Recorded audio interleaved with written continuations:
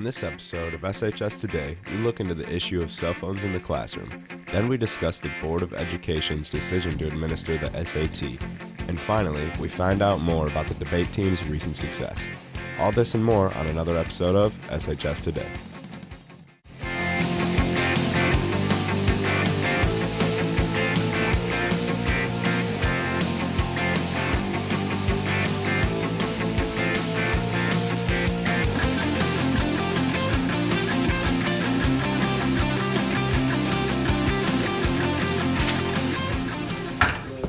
So did you get some good shots? Yes. Okay, let's do this. SHS Today starts now. Good afternoon, Saline. I'm Mary Mitchell. Oh, and I'm Dan Brodie. Welcome back to another episode of SHS Today.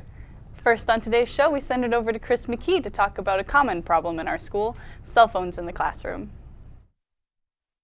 Every student knows teachers hate cell phones, but why do they dislike them so much? I'm Chris McKee, here to tell you what teachers are thinking when you're on your cell phone.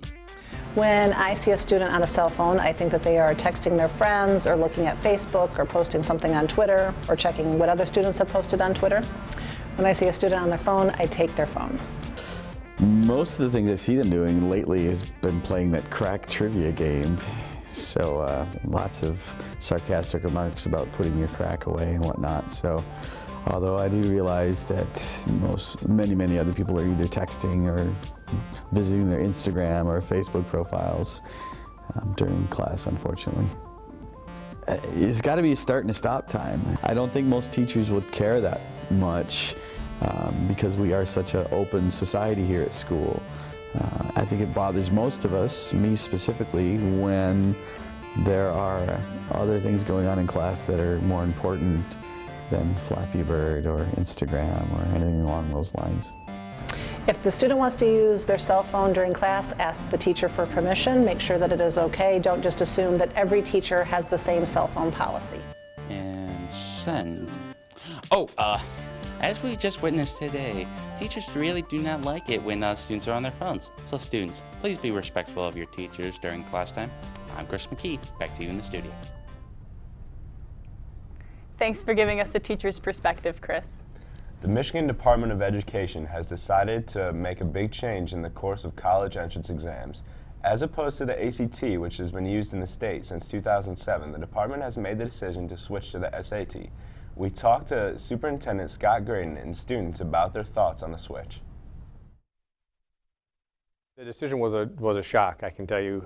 I think everyone assumed ACT was going to win the bid.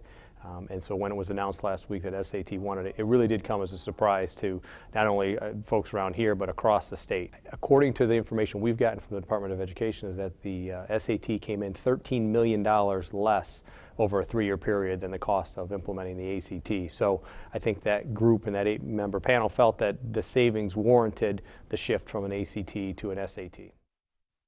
Whenever there's a change, you lose kind of the ability to track trend data. It is a different assessment, and so our ability to really look and see how our students are doing on the ACT over time, over multiple years, we lose that. And I think that's something that is going to be a challenge for us to really think about what our instructional impact has been. The issue is it's a 3-year assessment process now, so we know we're going to have the SAT for 3 years, and so our ability to really understand the test, make sure our students are well prepared for the test, is going to be critical, and we really need to get working on that this fall.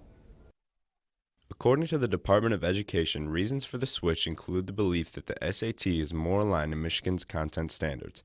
Michigan high schools have already worked with the College Board through their AP programs, and the switch will save the state over $15 million. So what do the students think? I think it'll be beneficial for the younger grades because they'll be able to use their scores from the PSAT to help them prepare for the SAT. No, because a lot of students take prep classes for the ACT, and that kind of messes with the whole system of like preparing and stuff. See, there's already an ACT prep class, and people here have been training for the ACT. That just screws things up. I mean, I guess it's a good decision because it'll better test their knowledge and understanding. According to the Detroit Free Press, the ACT has written a letter of appeal on the department's decision to administer the SAT. The department is expected to make their final decision on the switch later today. And now Ms. Venema tells us about a very successful season for the debate team. All right, So debate is a competitive speaking class as well as a competitive speaking club, and it's based on a topic that is pre-assigned per month.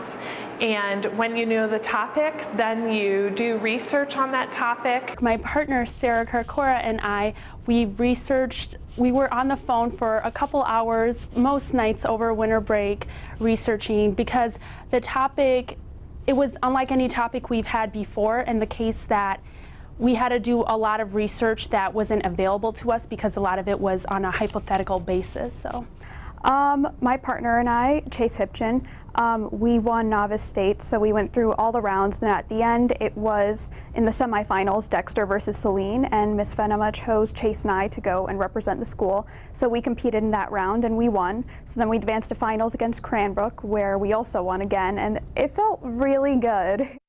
Winning the Zagelmuller Award was called the Ziggy Award, was not in my radar at all. I was so blown away by this. This is only our second year doing this competition. So when we found out we were in the running, which I didn't even realize, we found out at the state competition, I was, I think, in shock, kind of like I still am. It was a wonderful experience, and to finally achieve that after so many debates was great. For more information on joining the debate team, see Ms. Venema in room C-137. SHS students showcased their skills at the talent show this past Wednesday. Taking third place was Noelle Caprisi, who played guitar and sang an original song. Second place was Allie Learman and Amanda Walker with an a cappella rendition of the song Stay.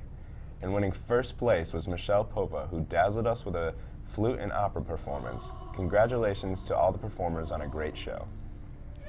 That's all we have for this week's show. Tune in next week for a special tech episode featuring tweet reactions with Superintendent Scott Graydon. Don't forget to follow us on Twitter at SHS Today. I'm Dan Brodie. And I'm Mary Mitchell. Have a great weekend, Hornets.